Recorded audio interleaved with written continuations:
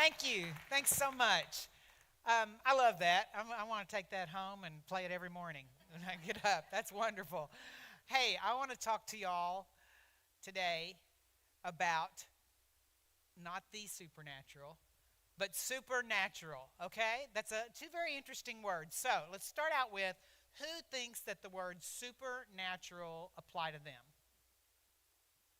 Okay, good. We've got a few. Good. All right, well, let's talk about that because I'm going to tell you that everyone in this room, everyone has supernatural powers. So when I first started giving this talk, my preacher, my Baptist preacher, called me and he said, Nelda, I hear that you're talking about the supernatural. I said, no, Dr. Webb, I'm talking about super and natural. And we had to have a meeting for me to explain that, but I got out okay.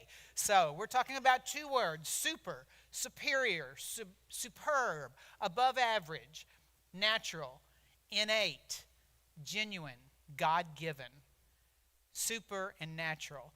And there are abilities within every one of us to be an inspired leader, to be an inspiring leader, to do things good for yourself, good for others, and can even do good things for the rest of the world. So I've got notes because I got to know when to click. That's the main thing.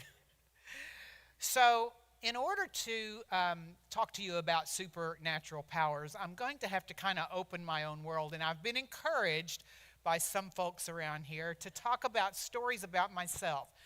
That is not my modus normally. So it's going to be a little different than what I usually do, but I am going to open my world. We're going to call them Nelda's Life Lessons, and I will warn you every time I'm about to tell you one. Here's the first one. All right, this is Nelda, first grade. It was that early that I learned what my strengths were. I knew I was a take-charge girl. I knew that I could basically stand up and talk to anyone, anytime. Never met a microphone I didn't like. And I had no fear. To this day, I am not afraid of anything. Well, I'm afraid of my mother. And she's gone now, and I'm still afraid of her. But that's the only thing. And she was only about this tall, by the way. But those attributes were something that just became very obvious to me and on an early age. So this was third grade. I'm already rocking the red hat and skirt. That hasn't changed. But by third grade, those attributes had given me the distinction of being the only girl in the entire elementary school who first, second, and third grade had been paddled by the principal. Yeah, these were the days of paddling. And we didn't paddle little girls very much, but this little girl got paddled a lot. And, I have to say, the third grade one, there's just, Miss Vaughn left the room. And my classmates got a little unruly. Someone had to stand up and get the class in order. I volunteered. But as soon as Miss Vaughn walked back in, down to the principal's office it was. I've never understood that. So there are countless ways to use your supernatural powers, countless, and you have to find your own after you figure out what they are. We're going to talk about three of them today, three that I happen to like: optimism, positivity, the glass half full kind of concept, inspiration, and we're going to talk about doing that through motivation and encouragement, and then seriously, I'll explain that one when we get to it. Okay? All right, firstly is optimism. Optimism is a truly an extraordinary, inborn thing that everyone actually has a source of it. But finding it is so important because it is the one trait that really fuels everything else.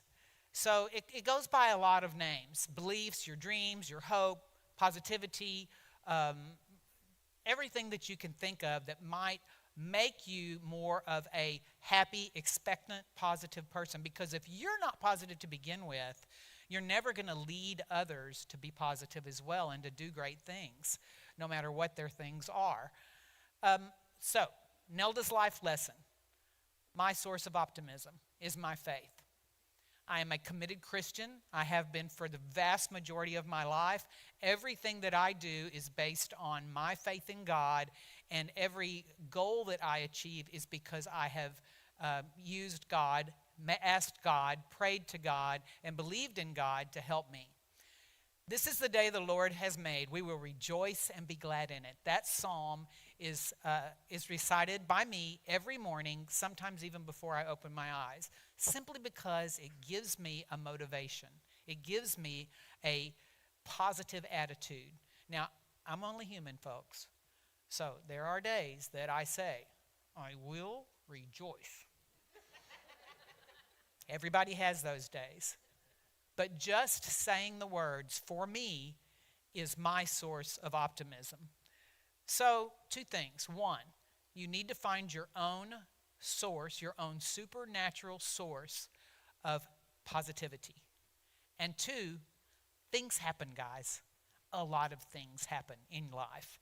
And you can't allow those things to steal your optimism.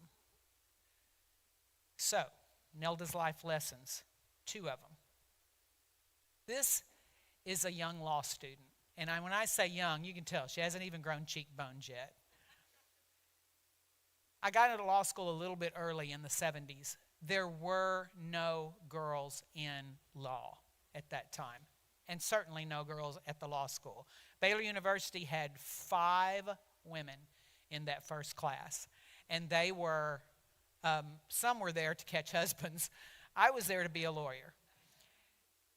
But early on, I had that first year when we were what we call 1Ls, I had a professor call me to his office, ostensibly to talk about a paper I had written, which was brilliant. And he said to me, you know, we don't really have very many women in the law school for a reason, and that's because you don't belong here. And he then proceeded to say, I have watched you in the first few weeks of law school. You will never make a lawyer. You just don't have what it takes. Maybe a paralegal, but definitely not a lawyer. Well, that was a real kind of emotional time for me and a time of change in my life.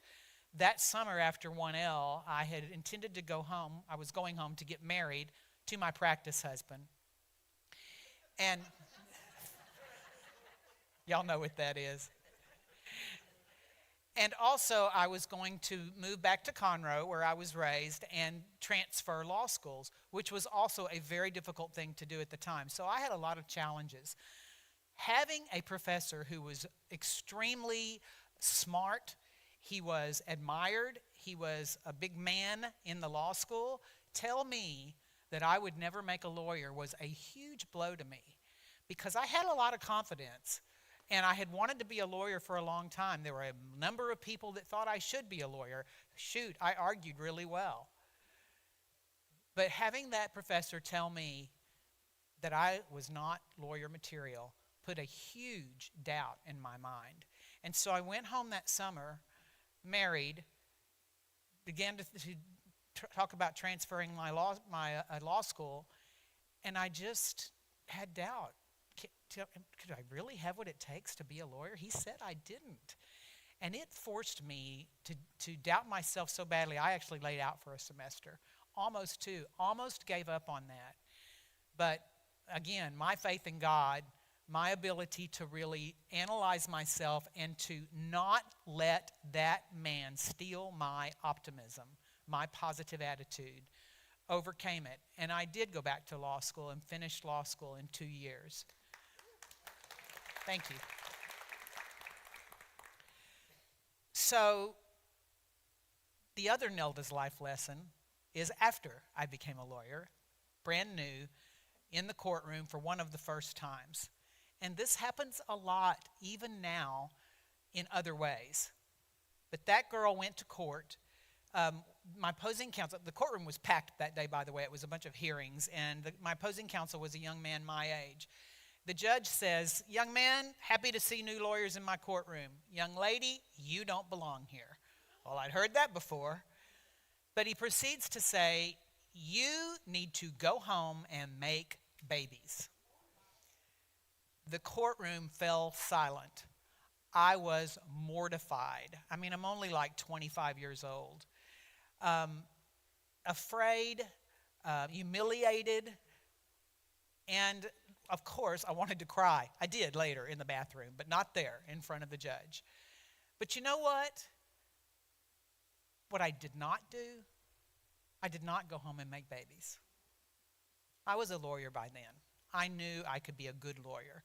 And I was not going to let someone like that steal my optimism. It hurt and it stuck with me, as you can tell. It's very, very real to me today. But I moved on. And that's what you have to do.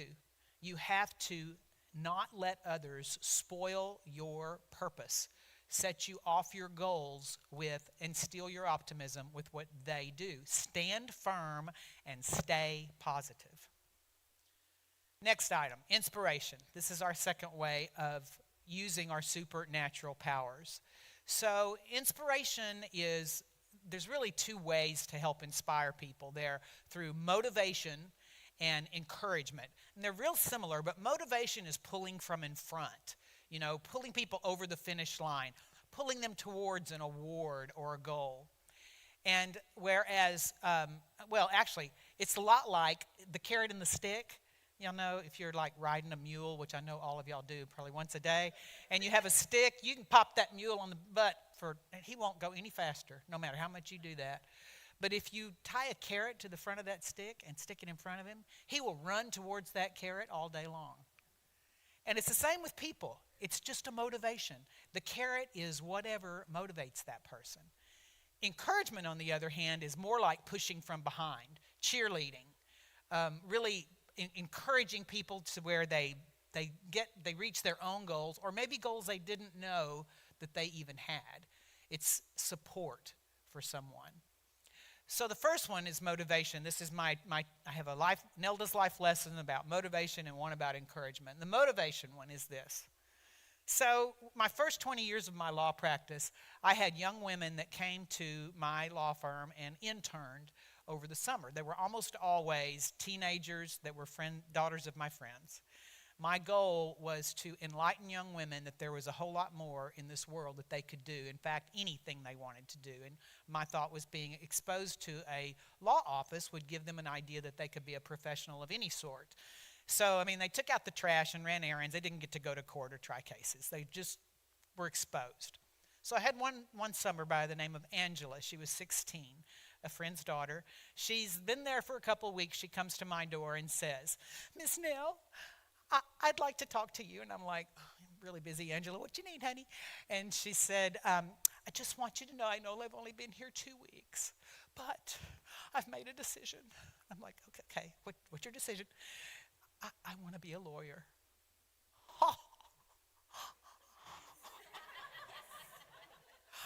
I'm good at this.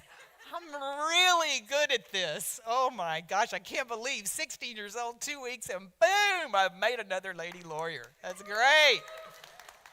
I said, "Angela, wow, honey, I think you'll make an amazing lawyer.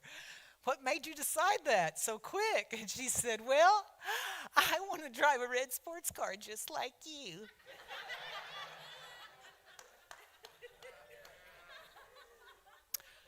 Not what I was hoping to hear. This is not good. You can't be motivated by a red sports car. You got to be motivated by the law. You got to be motivated that you want to have your own office and run your own business and help people and try cases, not a car. That's what I'm thinking. I'm thinking this is no good. But the life lesson was on me. Because when someone's motivated, you don't get to decide if it's the right motivation. If it motivates them, that's the goal. That's the whole point. So whatever it takes to motivate somebody is okay. And how did I learn that? Angela became a lawyer. Not only that, she became general counsel for a large oil company and a very good lawyer. And I took full credit. Oh, and she drives a BMW, by the way. All right, life lesson on encouragement.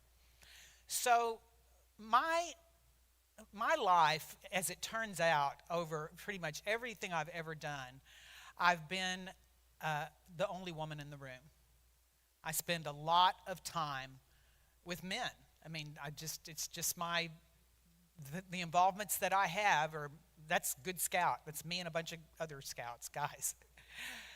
And so, as a result, my mentors and my allies are almost all male. I have a couple of women that I've connected with, but the fact that everybody around me was men meant that those were my people. Now, carefully picked, carefully chosen, as you can imagine, because not always do the opposite sex connect for the right reason. So my mentors are people that really, really had my best interest at heart. But the Nelda's life lesson story about that is I had a friend, a mentor in Harris County who was an elected official, and he called me one day and said, Nelda, listen, they're screening for this new TV show in Houston for a judge, and I think you'd be great. Well, folks, I was in choir when I was in high school. I've never been an actress, I've never been a drama queen, and I've never been a judge. So I told him, I said, I don't know how to do any of that stuff. I'm not going to do that. He said, yeah, you're going to do this. I really want you to do this. He's pushing me from behind. He signs me up, and they actually call me that day and say, come on down here, you're on the roster for 1 o'clock. So I go try out for the judge show. I was horrible. I don't know how to do any of that. I was terrible. I didn't get chosen. It was Judge Larry, if anybody ever saw that show. Larry made a great judge.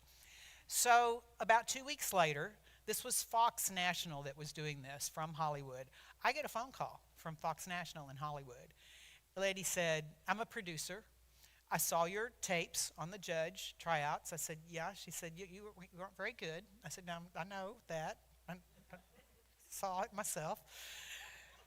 She said, but we understand that you're a litigator. I said, I am. She said, well, we need a litigator for another show, and we need somebody with a Texas accent. I said, well, I got one of those too.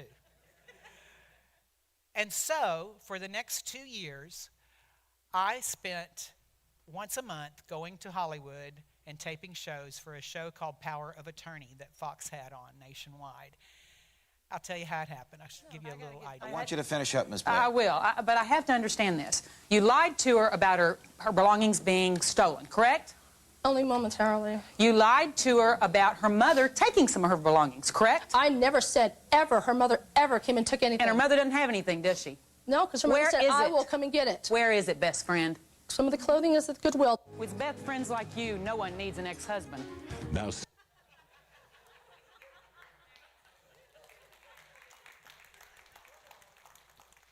I got to try cases against Marcia Clark and who was the O.J. Simpson prosecutor. I got to try against Gloria Allred, Jeff Feiger, who represents Kevorkian.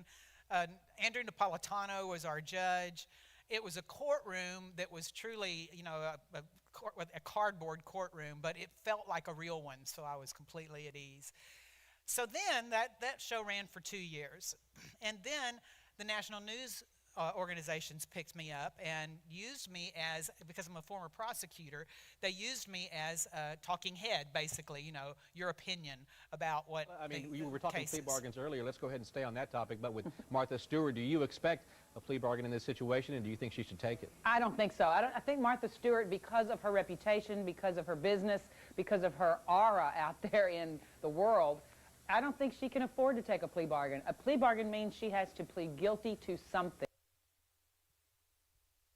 We're comparing it in our introduction to the insanity defense and the Twinkie defense. Right. Well, that's the whole point, is try to influence the jury into thinking that there's a possibility that someone else out there committed this murder. It doesn't really matter who, just that someone else besides Scott Peterson may have committed that murder.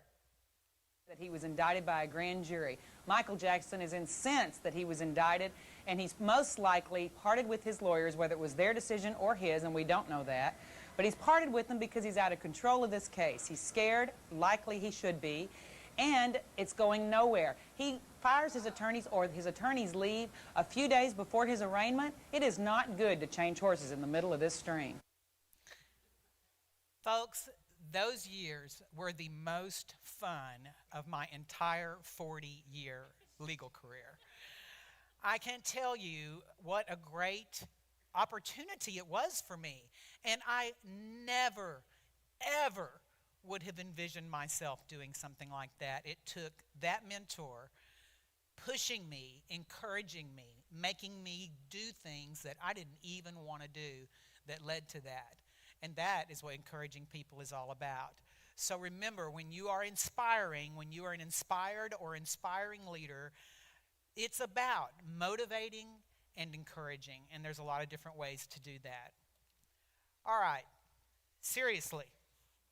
Seriously? Don't take yourself so seriously. And that's probably the best advice I could give. And on top of that, don't take others so seriously either, that they knock you off your game. So, things happen in this world. The world is an unusual place. In the 70s and 80s, when I was a young lawyer and a law student, it was, you heard some of the stories. It was rough. But a lot of those same things happen now. A lot of the same type of things happen to people. So put that in your own life and think about it from your own point of view. Social media, oh my gosh, talk about debilitating. I mean, there's just some meanness out there sometimes. Do not take it so seriously that you allow it to deter you from your purpose. Always listen to your inner, super, and natural self. Use those abilities. All right, Nelda's life lesson. This is when I was the first chairman of the Woodlands Township. We were taking a bunch of homeowners associations and turning them into a government that had never been done before. A government that was so unique, it's still the only one like it in the state of Texas and the United States. We had to convince people to vote taxes on themselves. We had to take 100,000 person community and turn it into a true government. It was hard. I spent a lot of time working on that. I spent a lot of time explaining what we were trying to do. By the way, this was an elected, unpaid position. A lot of time telling people what we were doing to try to pull everybody over this 3 years of a transition. I spent time bringing people I signed the first Ironman contract because we knew we had to get people here so that the sales tax would go up, because that would mean the property tax would go down. And I spent a lot of time working with a board, my board, that didn't know any more what they were doing than I did. Because this was a unique thing. It was a unique type of entity. And so we spent just a huge amount of time in meetings and just trying to make sure we were doing this the right way. So the whole time that I was out there promoting the Woodlands Township and trying to form this new government, I had 5 stalkers. One of them actually was sending messages to me telling me where I was. I saw you at lunch with Joe today. Why are you talking to him? You're going to this event tonight, and I think you ought to be very careful about what time you go. Why are you doing your grocery shopping on Saturday? That's a terrible time to grocery shop. And we never found out who this person was. There were anonymous messages. The law enforcement tried very hard too.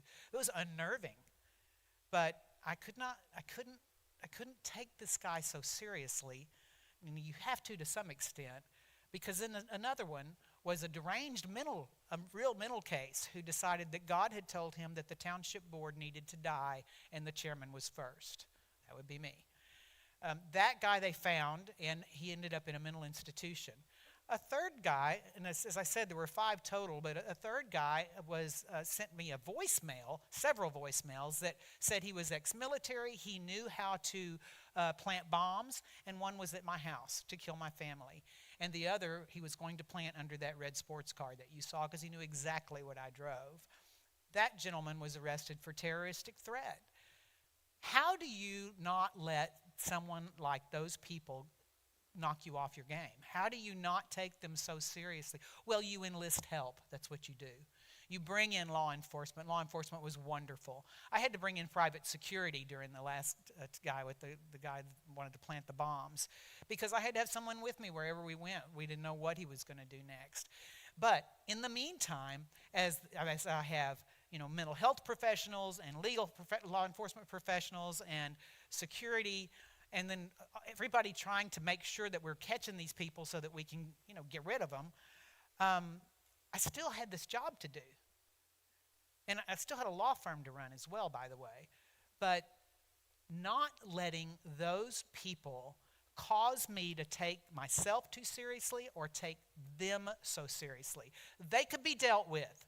We dealt with them because we had jobs to do and a role and a goal to make the Woodlands what it would be. We had to establish this government because that's what was going to be the foundation for the rest of the time that the Woodlands is in existence. It was that important. So the point being, when you give your own abilities over, when you say, I'm taking you so seriously that I'm going to alter my course, I'm going to deter my goals, you're giving over the power. Never give over the power. Always keep it and enlist anyone that you need to help you when you need help. One last Nelda's life lesson, and this one's a good ending, and not quite so seriously. But it is not taking people seriously. So this is, in my late 20s, I'm a young lawyer. I'm now somewhat established. I'm working for a man named Reuben Hope. Reuben Hope was a very, very great man in this community. He was very respected, older lawyer, and he was one of my fabulous mentors. He ran for state representative later, and I actually ran his campaign for him, and he won. But I loved Reuben, and he sent me to try a case. I was a young litigator. He said, go to this Podunk County in East Texas, which shall remain unnamed, and try this case for me today. So I go to Podunk County, and when I get there, there are 3 grown men lawyers on the other side representing 3 different people and me on this side. And there's a judge who's older than dirt and has never in his life seen a lady in the courtroom, I guarantee you. A lady lawyer, no way. So I go in, I have my suit, I got my bow tie, I got my briefcase, I look the part, but I'm a girl. He bangs his gavel and starts the case and says, Mr. Smith, so good to see you today. Usually you send one of your minions, but today you've actually graced my courtroom with yourself, and I am so pleased you're here. What a wonderful lawyer you are. Mr. Jones, what a wonderful dinner at your home last night. Mrs. Jones is such a wonderful cook, but I shouldn't be getting too personal here in the courtroom. Let me just say that I count you as a fantastic friend, and I'm glad you're in my court today. Mr. Harrison, you are such a community leader. I can't believe you are in my courtroom with that big law firm you've got. I never thought I'd ever see you here. And by the way, what you've done with the school board is just amazing. Thank you for being here. He leans over the bench, pulls his glasses down over his nose, and looks at me and says, You must be Reuben's girl.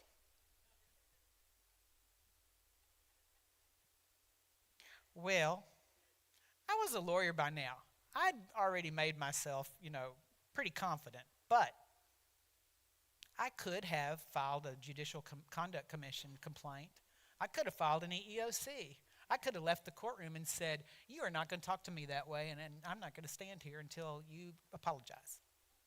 That's not what I did. This is what I did. I took a great big breath and said, Yes, Your Honor, I'm Reuben's girl. And then I proceeded in my brilliant legal way to trounce Mr. Smith, Mr. Jones, and Mr. Harrison and totally win the case that day.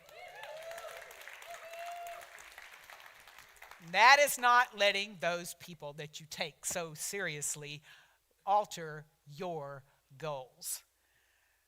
So, life lessons for today are optimism, glass half full, positivity, find your own supernatural source of that.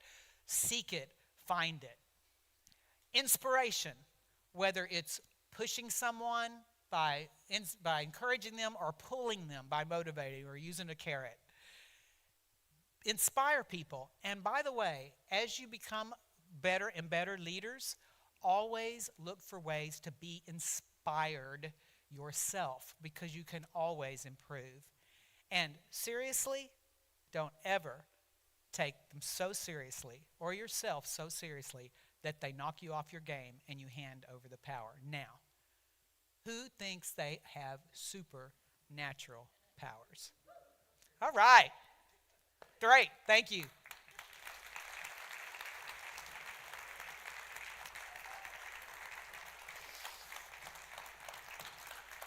All yours.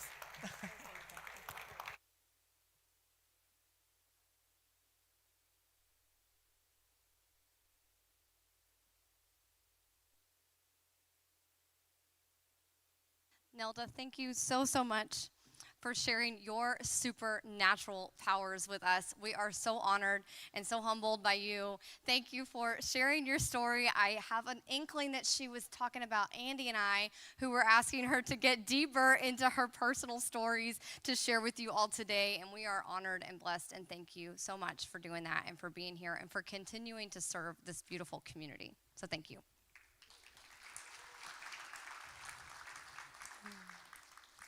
All right, y'all, mark your calendars. Join us next month on May 9th for our 7th anniversary celebration. It is going to be amazing. You can scan that QR code and go ahead and click yes. If you scanned the link tree earlier, we also have a calendar that you can subscribe to so that it's just always populating on your calendar. But please come and join us and bring a friend. It is going to be amazing.